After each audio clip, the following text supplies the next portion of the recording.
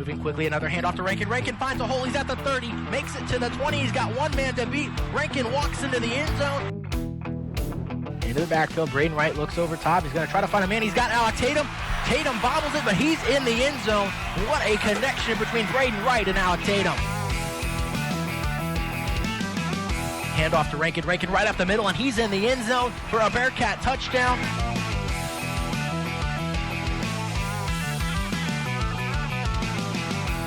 You that the views expressed in today's show do not reflect the views of KZLX, KNWT, or Northwest Missouri State University. Thanks for tuning in and enjoy the show. To the weekend sports kickoff here on X106, also streaming live on the KNWT Channel 8 Facebook page. Jacob Blair, Andrew Botwinick, Sam Steinmeier with us today. Nolan Brooks not in on the show today. And then Austin McNorton. We're going to start it quick because we've got a quick show today. Just 2 to 4 today as we've got to get over to Bearcat Arena, a big volleyball matchup tonight as the volleyball team takes on Fort Hays State. They're their first time in the top 10. So we're going to start with the volleyball team. A big weekend for them. They take on Fort Hays State tonight, and then the top 10 matchup tomorrow against Nebraska Kearney. And in Northwest Missouri State, 11-1 overall. They're 1-0 at home so far, 4-0 in conference play. This is kind of a game where you're looking at this team against Fort Hays State, 6-7 team in Fort Hays, 1-2 on the road, 3-2 in conference play. 2 of their wins coming against Emporia State, 1 at home, 1 on the road. This isn't really it doesn't look on paper that it's going to be close, but Jacob and I talk about this all the time. There are trap games. This could be a trap game. I think you're right because you look on the back side of it. You've got that top 10 matchup. You got the number 1 team in the MIAA coming to it's a big game to put a stamp. You're saying Northwest, they're going to challenge for the conference this year. And that becomes the difficult part of it is because you play Friday, Saturday. If it was a Wednesday, Saturday, and you had some time to focus on Fort Hays, turn around, and then get 2 days of practice in before Nebraska Kearney, you have some time to just focus on Fort Hays. The issue is you have those back-to-back games. So you during the week you've got to think about Nebraska Kearney a little bit. You don't want to overlook Fort Hays because it's a young team. It's a team that's got a lot of young pieces, not a lot of experience, but they can put together some good games. And then Northwest, on the other hand, like I said, you've got to focus on both games. The hard part is you've got to focus on both of them at the same time. Yeah, and I think it's going to be really hard, coming in to not look over Fort Hays, who is only 6-7, probably middle of the pack MIAA team, and on the other side, you have the best team in the MIAA coming in. And normally, historically, this Northwest volleyball team is not in the top 10. They're not that they haven't historically. It's their first time in the top 10 in program history. I mean, they only have one NCAA tournament appearance to their name, and now you get. The last time they were even ever ranked was back in 2016 before this season. So it's just so much fun. Yeah, and it's fun to see them be successful and have a top 10 ranking. But of course, Fort Hays State, as Andrew said, it's a trap game because they have to then in 24 hours play the best team in the MIAA, probably the biggest game of the year so far. So it's going to be interesting to see how Northwest handles it. And the big thing, too, is you have Maddie Aarons, who's getting 522 assists she has on the season so far, 10.88 per set. That is an incredible rate. You look at Fort Hays State, their leading is Katie Darnell. She's getting 8.77, so about 2 less. Those add up quick, and you've got the lethal attack that Northwest has. It's going to be tough to play defense against a team where it's coming at you from both sides. You can't really predict who's going to be the head of this attack for Northwest. Well, and you talk about Maddie Aaron. She's now a multiple-time MIAA Specialist of the Week. Got that week 1. She's number 2 in the MIAA in assists per set. She's all over the place.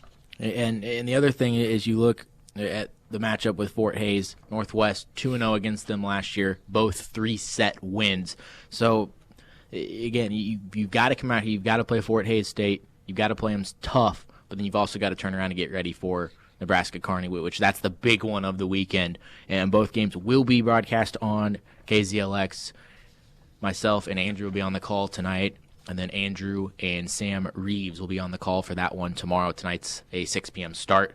Tomorrow, a 3 p.m. start. So, and then it's a long kind of homestand. You've got 5 home games in a row for this volleyball team.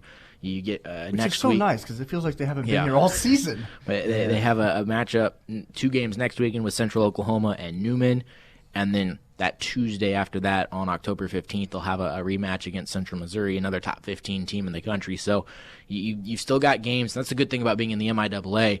They've already beaten 4 ranked teams this season. Now you turn around, you've got 2 more in the next 5 games, so you can continue to build that resume as you get closer to trying to find your way into the NCAA tournament. Yeah, and you mentioned they've got 4 wins against ranked teams. I mean, and they've only played 4. Actually, they've got 4 wins against ranked teams. Those are the only 4 games they've played against ranked teams, and I mean, I believe all of them coming on the road in some type of tournaments, and except for the one in Central Missouri where they traveled down to Warrensburg. But it's interesting to see, like, in all sports, really, the MIAA is very strong, and volleyball is no exception. So it's going to be a tough rest of the way for Northwest, and I think those 4 wins early in the season against ranked opponents is really going to help them towards the NCAA tournament push. And you look at the MIAA standings in volleyball, Nebraska Kearney, Northwest Missouri tied atop those standings, both at 4-0. Nebraska Kearney 13-0 on the season, Northwest at 11-1. Washburn, Central Missouri both 3-1 in league play.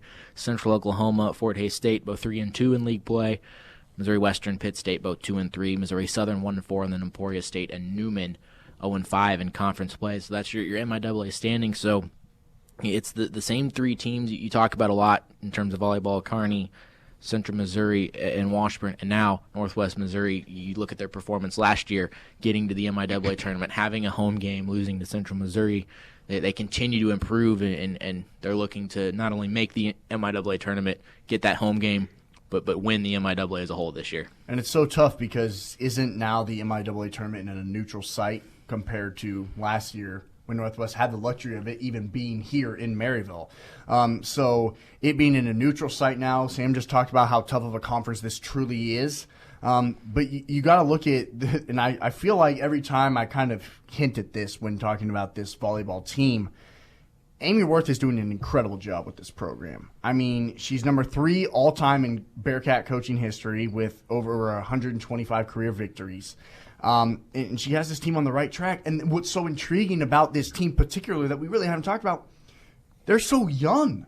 Not many seniors are making significant impact like we saw last season. It's a lot of juniors. It's a lot of sophomores. So you look at the future of this program, you're going to be competing with some of these other teams in the MIAA who have had sustained success over a long period of time. Nebraska Kearney being one of those teams. Now you can potentially see, man, maybe Northwest is here to stay for several seasons, and that's really exciting to see. Again, tonight, 6 o'clock is when we'll start. We'll have pregame at about 5:45. Myself, Andrew Botwinick, on the call for the Fort Hays State game. Then tomorrow, Nebraska Kearney comes into town to take on Northwest. Andrew Botwinick and Sam Reeves will be on the call. That is a 3 o'clock start. Tune in on KNWT 8, right? On today? It'll be the MIAA network. Oh, okay. Very nice. Our crew's just working for it, right? That is correct. Man, what a great program we're a part of, let me tell you. So we'll now transition to Northwest football. As we talked last week about how Northwest was going to have a challenge. It was going to be a close matchup, a fight in the MIAA. In a 3-hour you had a 3-hour halftime break in the middle of the first quarter. Right. And again, we apologize for the wind noise from our broadcast and that on Saturday. But Northwest, and we said this on that broadcast, they made a statement with a 59-10 win over Central Oklahoma. The offense, now the number 1 scoring offense in the MIAA. Braden Wright, new career high in 1 half. Didn't need to do anything in the second half to get that, as this game really was over with the first 2 times Northwest touched the football. Monty Donadell with a kickoff return, and then Justin Rankin connects with Braden Wright on a wheel route. And those were the first 2 touches for Northwest, and they put 14 points on the board. And Central Oklahoma, you could tell on that sideline, decided it was time to go home at that point. Yeah. Go So- ahead, Austin. Jacob, I think you and I have kind of been talking about this all week after, because we just couldn't believe it. On the call, same on the roof, we were like, oh, man, this is just going to be such a battle. Both of these teams have history. UCO beat this team last season. It's going to be a grinded-out type of game. if Northwest plays like that, and I think every team can probably say this once at some point in their season, but I think this is very true after last week. If Northwest continues to play like that, that's your NCAA Division II national champion. No one beats that team playing at that caliber. When they come out firing that quick and then defensively, they're not giving up anything. I think seeing Rich Wright at the end of that football game, surrounded by his team, I've never seen him so fired up. Being in my tenure here, never seen him so fired up. And I think it's because he's like, that was the most complete game we've had all season, and no one beats us. No one beats that team if they continue to play like that, and that's so awesome to see. And you mentioned a complete game. I was just about to come in here and say, when we had the last home game against Washburn, 38-17, it was still close at halftime. I believe it was tied at halftime, if I'm not mistaken. This was a game where it was the second half. The Mo West game, the very first game of the season, second half game by Northwest. Their offense looked bad in both of the first halves of the Washburn Missouri Western game. You get into this game, as Jacob mentioned, first 2 plays, 2 touchdowns for Northwest. They score a lot. They score quick. They score efficiently. Braden Wright, new career high. Justin Rankin, still 60 yards on the ground. Michael Hinsey even had 60 rushing yards. Braden Wright tacked in another 40 almost. This team moves the ball frequently. This team plays well offensively. If they can continue to play like this, as Austin mentioned, this is a tough team to kind of outpick. And the question coming into the season the last couple of weeks is they haven't involved LaTroy Harper, who was a big playmaker last year. They've got Alec Tatum, who hasn't really done a whole lot. LaTroy Harper had 3 catches, 142 yards, scored twice on those 3 catches. He was involved. Absolutely. Imani so many Donadell, weapons. Imani Donadell, who's been a big playmaker, was more involved almost. You look at some of the stat line of Northwest and you go 3 catches, 2 catches for the receivers, couple carries here and there for Rankin, couple receptions. It's because they didn't need but 3 or 4 plays to score a touchdown in this game. They scored so quickly. It was big play after big play, and it just sucked the life out of Central Oklahoma twice. You started the game doing that, then you end up in a situation where you end up with a 3-hour delay, and at that point you're like, okay, Central Oklahoma, they can go regroup, they can come back out, they can make this a game. Northwest said, no, we're going to put 21 more points on you and end this game. And the second half didn't need to really even be played. Nothing much happened because both teams kind of were ready to go. It had been 6 hours at that point since the first kick, and it was just an interesting storyline where we did not expect the beatdown Northwest gave. And now you've got to turn around. You've got to go play Emporia State. And I think the important thing is we see this 2 weeks in a row. We don't see a regression where you go to Emporia and you play. I don't think Emporia is a team that's going to come out and maybe – I don't think you can really look at them for the upset, but don't let them stay in the game. You don't want a 38-24, you come out with that same 31-21. energy you had on Saturday. If we see that 2 weeks in a row, the rest of the country needs to be scared. Yeah, and I don't think you want a repeat of like what happened at Missouri Southern. Yes, you put up 66 points, but you also gave up 34.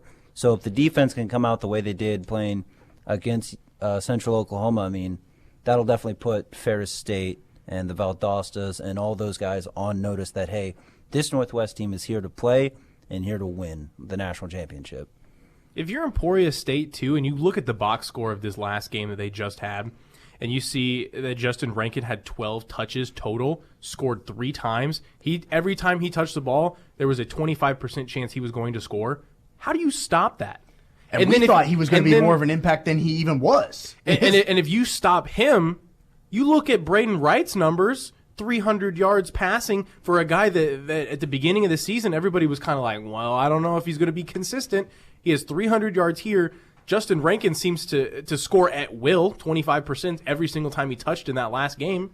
You can't really stop that if you're Emporia State. You just kind of hope to contain it for maybe a half, if that. Braden Wright's the difference maker for this football team.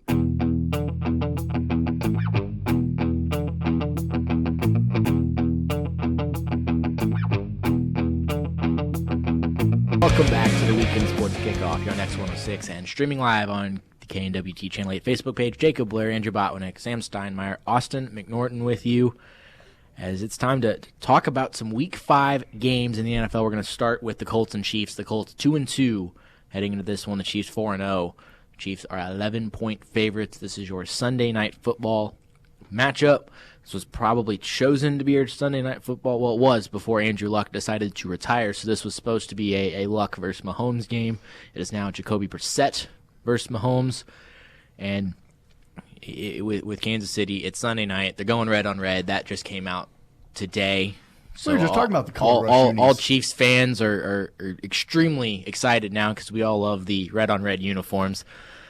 We needed that expression right there. It was beautiful. I needed to stop talking. It's beautiful. Red on red here. The only thing that would make this week better for Chiefs fans is Tyreek Hill being announced that he's playing. He's not playing. He's already been announced that he's out. Up until last week, though, this Colts game was a good one. Colts-Raiders was a good matchup.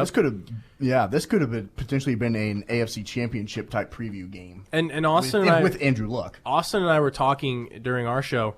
The Colts are still a viable team in the AFC. They're not a pushover team now that Andrew Luck's gone. Yeah, Jacoby Brissett's not the same player, but if you feed Marlon Mack the ball against this Chiefs defense that's struggled against the run, struggled against the pass specifically, Jacoby Brissett now has Eric Ebron. He has T.Y. Hilton back. I don't know why I kept wanting to say Ty. T.Y. Hilton back from injury. That's a good offense still. They put up points almost at will. The Colts are a good team. Granted, they lost to the Raiders. That's their only downfall. They're looking to come back, get a little bit of vengeance against another AFC West opponent. Patrick Mahomes is ready to do what Patrick Mahomes does in Showtime games on the primetime spotlight. 2 questions for you. Does Justin Houston make an impact for the Colts playing back in Arrowhead? And does Morris Claiborne make an impact for the Chiefs coming back in this game? Probably not. All right. I think the answer to both questions to you is no. Yes. Andrew thought Morris Claiborne could help a lot. I think he's going to help. I don't think you'll see the impact week 1 on his return. Okay. I think you might see it week 2 because we're still – a lot of the Chiefs' mistakes defensively, the big ones, you're still seeing are miscommunications. They're guys that are, staying with their man too long in the zone or – jumping on someone when they're main, and then they pop wide open, and that's what you're seeing now. The run defense is a different thing. They've got to get that figured out. But pass defense-wise, it's a lot of miscommunication. You're going to have another new guy in there now. I think it's going to take a week, but I think having him there, some of that miscommunication, another, let's just say, better player in the secondary will help, just not this week. I think for the Chiefs, though, the big concern is the run defense. We'll see what happens there. And then on the other side, but with Justin Houston, I think age-wise and having who's on the other side of the ball, we won't see him have much of an impact. I think you could see him with a couple of quarterback hurries, but we've seen Mahomes. He's able to deal with that pretty well. So I don't think they'll call his name a couple times, but that's about it.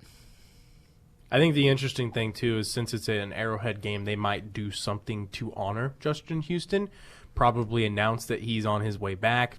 The crowd, I imagine, would still cheer for him regardless because the team cut him. It wasn't really his doing. It wasn't like he was asking for a trade. He didn't want to get sent out. It just happened to be that his contract and the amount of money he was getting and what kind of play he was having, he was an injury-prone edge rusher. Edge rushers are, I wouldn't say fairly easy to replace, but everybody needs an edge rusher and one that stays on the field. Chiefs didn't have that with Justin Houston. That's why Justin Houston kind of was shipped out to Indy. So before I ask if anyone's picking the Colts, we need to look at this week's pick standings in the NFL. Last week I went 5-5. Andrew won the week at 6-4. Nolan was also 5-5. Austin did not have a good week as he went 3-7. So now you look at the overall standings. Andrew has taken the lead at 24-16. Both Austin and Nolan are 22-18, and I'm 21-19. Not doing well this season. Got to improve that this week. But Jacob, I want to point out before you move on to the next thing. What was that? What did you say in the last segment? Good teams always find a way to win. Right. Started out at the bottom. Look where we're at now. We're here. Good teams always find a way. My worry is that you've jumped to the top too quickly. I have not peaked too early. We're just getting started. We'll see. Anyone picking the Colts in this one? No. Okay, we'll move on. Packers and Cowboys, the next game we're going to talk about. Packers 3-1. Cowboys 3-1. Cowboys 3.5-point favorites at home. I think, Andrew, this is where we let our Cowboy fans over there have the floor for a little Austin bit. and I had a good discussion yesterday, too. I'd like to start off by saying the Cowboys in the history of their AT&T Stadium, I think, are like 15-3 when scoring 31 points or more at Jerry's World. And in games they've scored 31 points at Jerry's World, they are 0-3 against the Green Bay Packers. So that is something to think about. That hurts to say as a Cowboy fan. It really does. But the last week, it's tough to play in New Orleans. Coming into the game, I didn't think that the Cowboys offense would keep up the production they did in the first 3 games. I thought we would win, but I didn't think the offense would stay red hot. So obviously the defense is a big key in this one. Dak Prescott's got to be better, and I think he will be better, as I think the New Orleans defense is better than the Green Bay defense. So look out for that. Ezekiel Elliott also has to get going again. The front seven for New Orleans is very good, so he struggled there. I think he'll find a little bit better footing in this game, and it's going to be a good game for both teams, and I just hope the Cowboys pull it off. I don't know if they will, because recent history against the Packers has not been kind. I personally think that Green Bay, Seattle, Dallas have kind of emerged as, I think, some of the front runners in the NFC. And so this game right here is a big one. Both teams coming off of a loss, obviously, in very close fashion. A game that both of these teams could have and probably should have won, but just weren't able to. And so now Dallas coming back home and Green Bay having to go on the road now. But this hasn't really ever been a true tough road environment, as Sam was alluding to. Green Bay has owned this stadium. They have owned this team in this stadium. They won a Super Bowl in this stadium. Aaron Rodgers, I think, plays more confident here than any other road game there possibly could be. And so when you look at this game, both defenses, especially Green Bay, you knew Dallas's defense was going to be there. Green Bay's defense has looked a lot better and a lot more improved than in years past. And Aaron Rodgers is still looking really good. And I don't think he fully still understands this offense that's been implemented. Andrew was talking about how he's still wearing a wristband. He's still looking at the plays. So looking further into the season, when this guy's fully confident in this offense, this Green Bay team is going to be really, really tough in the later part of the season. I'm going to agree with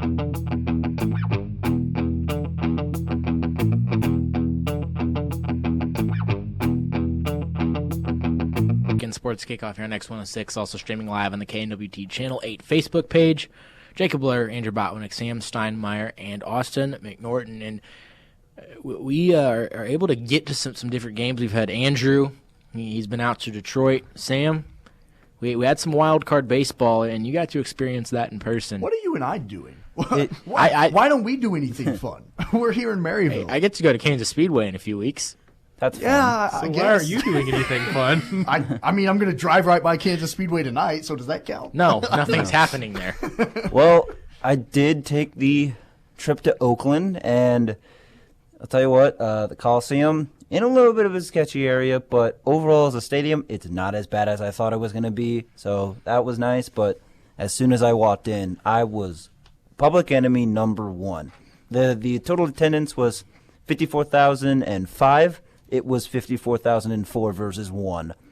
I was literally, as soon as I was walking into the parking lot before going into the stadium, I passed a car. The guy rolled out his windows like, "Hey, you're a long way from Tampa." I'm like, "Yep." So I'll just keep on walking by. I got some peanuts thrown at me, but There you go. ultimately we came out with the W, and it was an amazing experience. I was able to go to the wild card game in Kansas City in 2014. That was an amazing experience. But this one, since it's the Rays, and the Rays are my favorite team, the level of nervousness I had was off the charts. And as soon as Emilio Pagan struck out, the last batter, don't really remember who it was, but as soon as the game ended, just the level of relief was amazing. And at the end of the game, I was like, okay, this might get out. Someone might come pour beer on me. This is not good. I got to get out of here. But they're all very nice. They all, a lot of them said, "Hey, go beat Houston." So that was very nice. My dad, he thought someone might come up and punch me. There was a guy who was,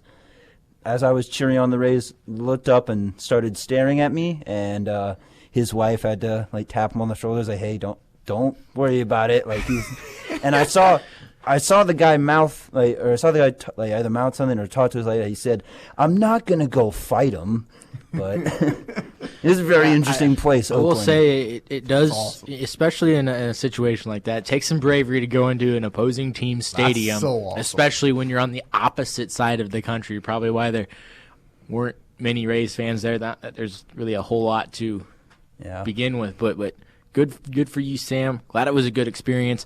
The NL wild card, Nationals beat the Brewers 4-3, and then the AL, it was obviously the Rays taking the win over the Athletics 5-1. So that sets up everything. So had some